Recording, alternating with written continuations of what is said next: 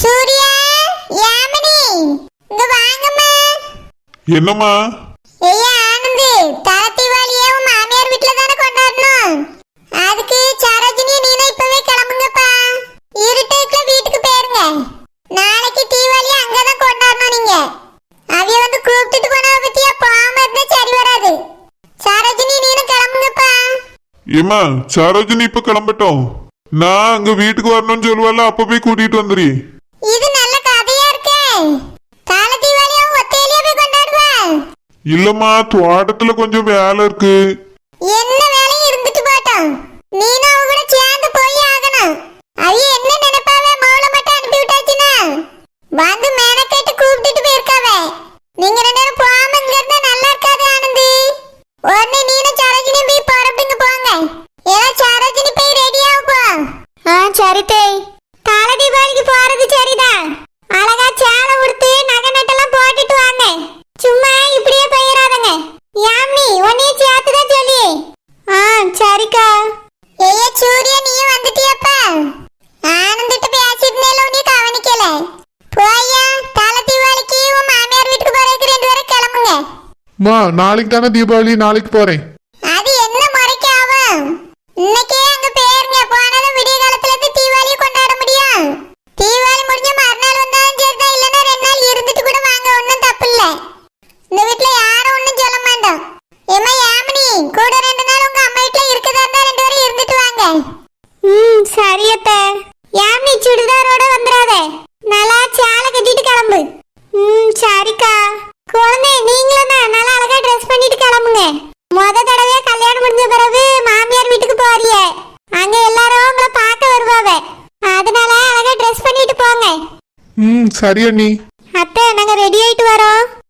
சரிம்மா யாமினி, போய் ரெடி ஆயிட்டு வா. ஏய்யா சூர்யா, அங்க போய் மூஞ்சி மாடி எதுவும் காட்டாதப்பா. கொஞ்சம் அந்த பிள்ளைகிட்ட அன்பா நடந்துக்க. கோவப்படாத. அன்னபூர்ணிட்டே எதுவும் வருத்தப்படுற மாதிரி நடந்துக்கிடாத. அந்த வீட்டு மருமகனா நடந்துக்கையா. சரிங்கம்மா. எத்தே, நான் இனி கரெக்டா தானே பேசியிருக்கேன். நான் பேசுனதுல எதுவும் தப்பு இல்லையே. இதுல எந்த தப்பும் இல்லை. நீ சரியா தான் பேசணும். இப்படி இருந்தா எனக்கு ரொம்ப சந்தோஷம் தான். சரிங்க தே. சரோஜினி, குஷ்பக்க சேலை கட்டி நகை போட்டு மண்டை மண்டை ஆட்டிட்டு வரா. என்னால இப்ப சேலை கட்ட முடியாது சொல்ல வேண்டியதானே. நகை போட்டியே சொன்னே. நகையெல்லாம் கலர் படாம கருத்து போய் கிடக்கு. அம்மா என்னையும் எடுத்துட்டு வான்னு சொன்னா நானே எடுத்துட்டு போய் கொடுக்கல. நீ என்னடா மண்டை மண்டை ஆட்டிட்டு வர போட்டியே நீ? எக்கா, அதான் குஷ்பக்க சொல்லியாவே அத்தை வேற இருந்தாவல்ல. அவியிட்ட முடியாதுன்னு பேசியாச்சுன்னா ஓயாம சண்டை போடுற மாதிரி இருக்கும்க்கா. அதான் சரின்ட்டு வந்தேன். நல்லா சரிம்பா. போட்டுட்டு போய் நின்னா வெங்கலம் வெளுத்துறோம். பிறகு அவியலுக்கு எல்லாம் தெரிஞ்சு போயிடும். இப்பவே இந்த பேச்சு பேசியாவே. நீ போட்டதெல்லாம் பாலி நகன் தெரிஞ்சா என்ன ஓவரா பேசுவாவே. இந்த வீட்டுல ஒண்ணு இருக்கக்கூடாம துரத்தியே விட்டுருவாவே.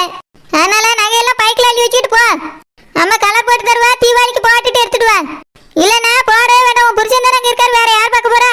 அவர் ஒண்ணு கேட்கவும் மாட்டாரு. ஏக்கா, என் நகை கேட்க மாட்டாரு. அவர் நகை அதுவும் கலர் பையா கிடக்கு. இல்லக்கா, கொஞ்சம் அப்படிதான் இருக்க மாதிரி இருக்கு. அவட்ட தீபாவளிக்கு பட்டாசு வெடிக்கும் போது நகைவெல்லாம் போடக்கூடாதுன்னு சொல்லு. அப்படியே சரியும் பாரு. ரொம்பலாம் ஆசைப்பட்டு உன் புருஷன் கேட்க மாட்டாரு. சரிக்கா. வரும்போது நகைக்கு கலர் போடாம எடுத்துட்டு வந்துடாத. என்ன புரியுதா? சரிக்கா. இப்ப நீ சேலை கட்டா ஒன்னும் கட்டாண்ட அந்த ட்ரெஸ்ஸோட வா. ஏக்காவி சேலை கட்ட சொன்னாவளே. சோலை கட்டிட்டு நகை போடாம வந்தீங்கன்னா அதுக்கும் கேள்வி கேட்பாவே. நீ இப்படியே வா, நான் சமாளிச்சுக்கிறேன். சரிக்கா. ஆனா இப்படி நகை போடாம இருந்தாச்சுன்னா அவங்களுக்கு டவுட் வந்துடும்ல. நீ அங்கிருந்து வரும்போது நகையெல்லாம் பாட்டுக்கிட்டு சேலை கட்டிட்டு வா. அப்போ டவுட் எல்லாம் வராது. இங்க இருந்து போகும்போது சும்மாவே போ. சரிக்கா. அப்ப போய் பேக்க தூக்கிட்டு வாரேன். எல்லாத்துக்கும் இந்த பிள்ளைக்கு நம்ம சொல்லி கொடுக்க வேண்டியிருக்கு. அவளா எதையும் யோசிக்கிற மாட்டா. அந்த இடத்துல வச்சு நேராயிட்டு இப்ப சேலை கட்ட முடியாதுன்னு சொல்ல வேண்டியதானே. எதை சொன்னாலும் சரி சரின்ற வேண்டியது. இப்ப வந்து முடிச்சுட்டு இருக்க வேண்டியது. என் தங்கச்சி இருந்துட்டு ஒரு கூறு கிடையாது. சரி அங்க போய் இருப்பா, இல்லைன்னா அவங்களுக்கு டவுட் வந்துடும். ஏம்மா, நாங்க போயிட்டு வரோம். உன்கிட்ட நான் சொன்னேன்ல சேலை கட்டிட்டு வான்னு. அப்படியே வந்து நிக்கிறா. குஷ்பக்கா, நான் தான் என் தங்கச்சி இப்படியே வர சொன்னேன். அவ ரெடி ஆகணும்னா ரொம்ப நேரம் அப்புறம் இருட்டிரும். அதனால தான் சீக்கிரம் இப்படியே கிளம்பி வாமான்னு சொன்னேன். நான் எல்லாருக்கும் நல்லது தான் சொல்றேன். ஆனா சில பேருக்கு புரிய மாட்டேங்கி. ஏனோ உடுக்கிறதுக்கு துணியை எடுத்து கொடுக்காத மாதிரி இப்படியே போனா அந்த ஊர்க்காரவி என்ன நினைப்பாவே? ஏத்தே, நீங்களே சொல்லுங்க. நம்ம குடும்பத்தை தானே தப்பா பேசுவாவே. தங்கச்சி எப்படி வந்து நிக்கிறான்னு பாருங்க. எல்லாம் குசுப்பு அதான் வந்துட்டால விடு. நேரா வந்தா அப்படியே வந்திருக்கலாம். போயிட்டு வரட்டா, அவிய வீட்டுக்கு தானே போறா. எல்லாம் ரோசா அந்த பலகாரத்தெல்லாம் எடுத்துட்டு வா.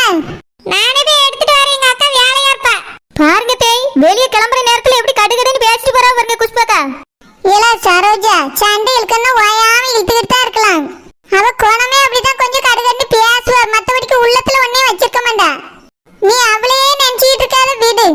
குழந்தை இந்தாங்க. எல்லாம் எல்லா பலகாரத்திலும் கொஞ்சம் கொஞ்சம் வச்சியா? வச்சிருக்கேன் தேய். சரோஜினி கொண்டு போய் உங்க அம்மைக்கு கொடுமா. சரியத்தே. அவியலால செய்ய முடியுமோ என்னமோ ஒத்தையில இருக்காவே, அதனால தான் செஞ்சு தந்து விட்டுருக்கேன். போய் தீபாவளியை நல்லபடியா கொண்டாடிட்டு வாங்க. சரியத்தே, நாங்க போயிட்டு வரோம் தே. சரிம்மா போயிட்டு வாங்க. ஏமா போயிட்டு வரோம். சரியா பத்திரமா போயிட்டு வாங்க.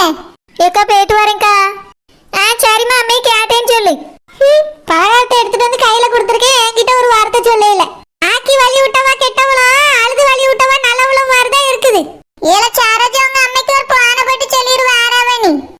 சரிட்டே சொல்லிடுறியே. ஏல குசுப்பு அப்படியே யாமியும் சூரியாவும் கிளம்பியாவில, அவியலுக்கும் பலகாரத்தை கொண்டு வா. சரிட்டே வாரேன். சூரியா அங்க எந்த பிரச்சனையும் பண்ணாம நல்லபடியா போயிட்டு வரணும். அவிய வீட்டுல எந்த வருத்தமா வர மாதிரி வச்சிடக்கூடாது.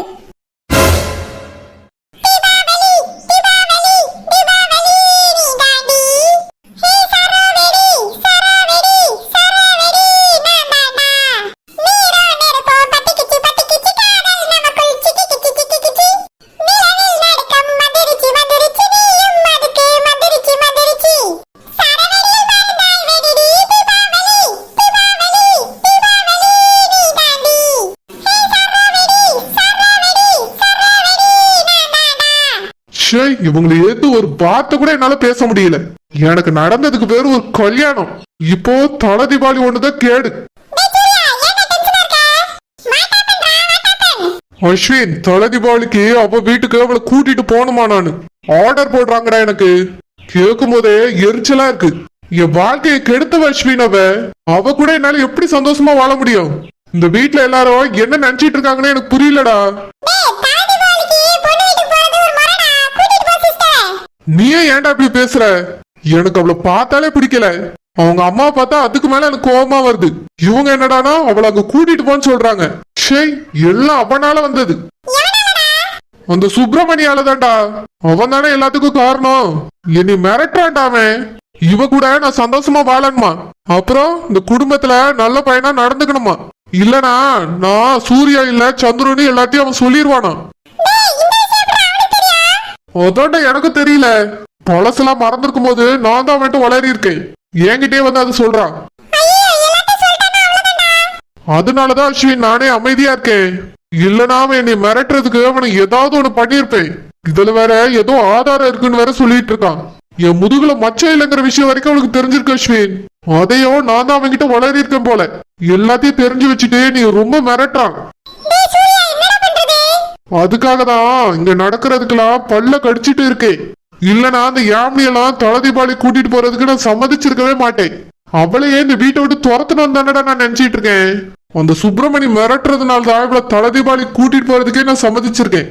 எனக்குலாம் இதை சுத்தமா இஷ்டமே இல்லை.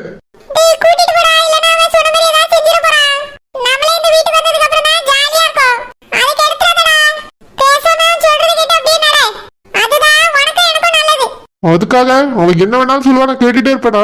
சீக்கிரத்திலேயே இதுக்கு ஒரு முடிவு கட்டுறேன். அவன்கிட்ட அப்படி என்ன ஆதாரம் இருக்குன்னு நான் தெரிஞ்சுக்கிடணும்.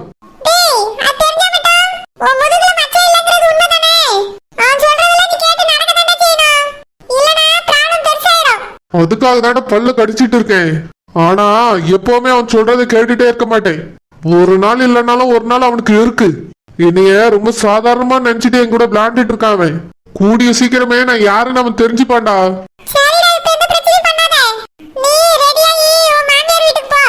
மாமியார் வீடு மாமியார் வீடு என்னைய பொறுத்த வரைக்கும் அது மாமியார் வீடு இல்லடா. என்னைய நம்ப வச்சு கழுத்து அறுத்தவங்களோட வீடு. அந்த வீட்டுக்கெல்லாம் என்னை சந்தோஷமா போயிட்டு வர சொல்லியிருக்கான் பாரு. அவனை நான் சும்மாவே விட மாட்டேன். அத்தை, நாங்க போயிட்டு வரோம். சரிம்மா போயிட்டு வாங்க. போனவன்னு ஒரு பான் போடுமா. சரி அத்தை. ஏய்யா சூர்யா, பத்திரமா அவளை கூட்டிட்டு போயிட்டு வாயா. சரிங்கம்மா. முதல் தீபாவளி உங்களுக்கு இது நல்லபடியா கொண்டாடிட்டு வாங்க. சரிம்மா. யாமி இந்தா. தேங்க்ஸ் அக்கா. நாங்க போயிட்டு வரோம்க்கா. சரிம்மா போயிட்டு வாங்க. எத்தை போயிட்டு வரோம். சரிம்மா நல்லபடியா போயிட்டு வாங்க. அத்தை, மாமாட்ட சொல்லிட்டு வரட்டுமா? நான் சொல்லிக்கிட்டேம்மா, நீ போயிட்டு வா. குஷ்பக்கா ரோசப்பா கிட்ட சொல்லிருங்க. சரிம்மா நான் சொல்லிடுறேன். வீட்டுல எல்லாத்தையும் சொல்லிருங்கக்கா. மா போயிட்டு வரமா. சரிப்பா போயிட்டு வா. எத்தை துர்கா வந்திருந்தா கூட நம்ம குடும்பத்து கூட இப்படி அட்டாச் ஆயிருப்பாளான்னு தெரியல. யாமி நல்ல பிள்ளை. கடைசி நேரத்துல பொண்ணு மாறினது கூட நல்லதுதான். அதனாலதான் நம்ம வீட்டு பிள்ளையே நம்ம வீட்டுக்கு வந்திருக்கு. ஆமால குஷ்பு, இவ்வளவு பிரச்சனையிலயும் அந்த பிள்ளை சந்தோஷமா நம்ம கூட இருக்குது பத்தியா. அவ வீட்டுக்கு தீபாவளிக்கு கிளம்புவானே சந்தோஷமா கிளம்பி போறா. வேற ஒருத்தி வந்திருந்தானா அப்பவே கோச்சிட்டு அம்மா வீட்டுல போய் இருந்திருப்பா. யாமினி வந்தது ரொம்ப நல்லது. ஆமா தேய், எனக்கு அப்படிதான் தோணுது. சரில நீ போய் வேலை பாரு. சரி தேய். அப்படியே உங்க அம்மைக்கு கொஞ்சம் பலகாரத்தை லட்சுமணிகிட்ட கொடுத்து விட்டுரு. அவங்க கொண்டு போய் கொடுத்துட்டு வந்துருவான். எத்தி நானும் என் புருஷனுமே போய் அப்புறமா கொடுத்துட்டு வரேன் தேய். சரில அவியலுக்கும் கொடுக்கணும்ல, வேற யார் கொடுப்பா? நீங்க 2 பேரும் இங்க தானே இருக்கீங்க, அதனால கொஞ்சம் கொடுத்துட்டு வந்துருங்க. சரிங்க தேய். செல்லம்மா, அந்த சரோஜினி இருக்கா பாரு, அவ நான் சொன்னா எதையுமே கேட்க கூடாதுன்னு இருக்கா செல்லம்மா. ஆமா மீனி, அதான் பலகார சுடும்போதே பார்த்தோமே. ஆமா செல்லம்மா, மாவீடுக்கு கூப்பிடும் போது தலைவலிக்குதுன்னு நடிச்சிட்டு படுத்துட்டாளா, அடுத்த நாள் பலகார சுடும்போது ஏன் கூப்பிடலன்னு வந்து நிக்க. இதுக்கு இந்த சரோஜாவும் ஒரு சப்போர்ட். இன்னைக்கு என்ன தெரியுமா நடந்துச்சு? என்னாச்சு மீனி? தலை தீபாவளிக்கு 2 குழந்தையும் அத்தை கிளம்ப சொன்னாவே. நான் கிளம்ப போகும்போதே சரோஜினி கிட்ட சொன்னேன், சேலை கட்டிட்டு நகை போட்டுட்டு கிளம்புங்கன்னு. ஆனா ரெடியாகி வந்து நிக்கிறா, அதே ட்ரெஸ்ஸோட வந்து நிக்கிறா செல்லம்மா. நான் சொல்றதை கேட்க கூடாதுன்னே இப்படி எல்லாம் பண்ணியான்னு எனக்கு தோணுது. அவி ஊருக்காரவி என்ன நினைப்பாவ? இப்படி சிம்பிளா ட்ரெஸ் பண்ணிட்டு போனா அவி தப்பா தானே பேசுவாவ. நம்ம என்னமோ ஒண்ணுமே வாங்கி கொடுக்கல, அவளுக்கு ஒண்ணுமே செய்யலங்கிற மாதிரி தானே பேசுவாவ. அதுக்குதான் நகை நட்டெல்லாம் போட்டுட்டு சேலையை உடுத்துட்டு போன்னு சொன்னேன். அப்படியே வெறுங்கழுத்தோட போறா செல்லம்மா. பார்க்கவே எரிச்சலா இருக்கு. அப்பயே நான் விடல, கூப்பிட்டு சத்தம் போட்டேன். உடனே சரோஜா சப்பாட்டுக்கு வந்துட்டா.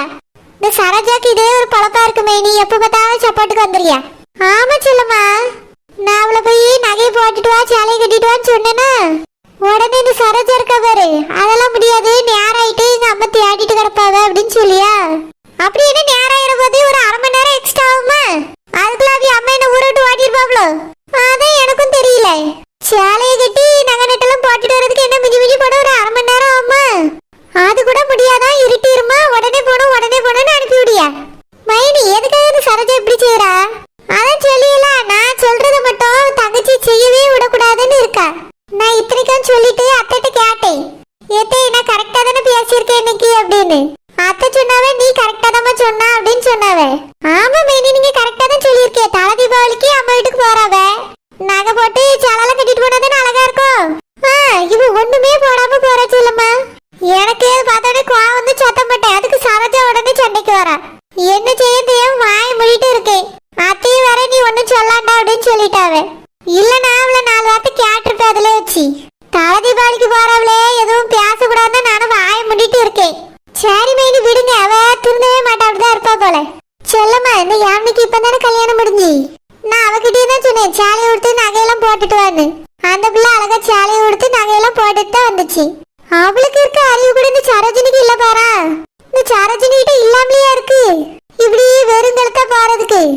அவ அம்மா தான் நல்லா நகை போட்டுருக்காவல்ல, போட்டுட்டு வந்தாதான் என்ன, எதுக்கு அதை ஒளிச்சு ஒளிச்சு வைக்கா?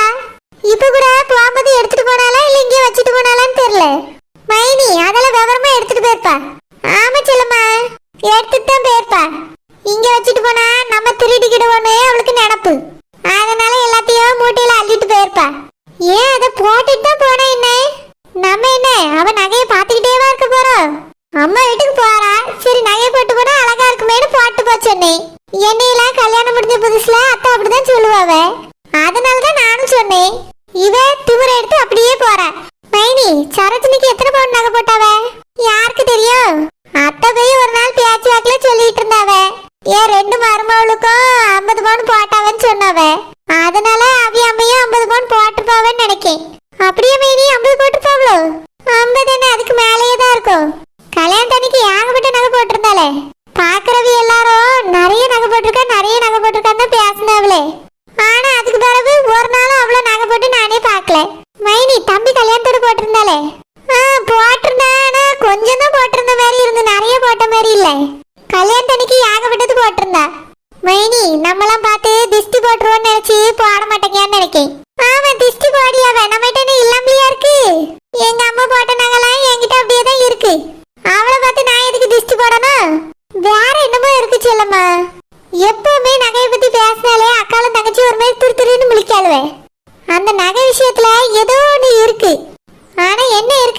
தெரியல. என்ன மைனி சொல்றிய? ஆமா செல்லம்மா.